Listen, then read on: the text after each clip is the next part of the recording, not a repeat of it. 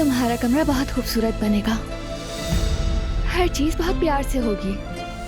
मैं अपने हाथों से ये कमरा सजाऊंगी।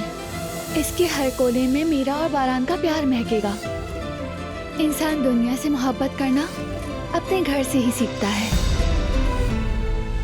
जंग तुमने शुरू की है। नहीं नहीं,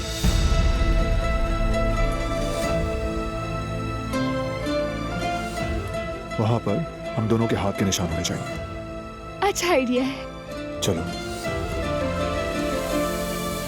ये तो बहुत खूबसूरत लग रहा है बारान। जब हमारा बेटा बड़ा होगा उसके हाथ का निशान भी लगाएंगे। यूं दीवार पर हम तीनों के निशानात होंगे। Of course.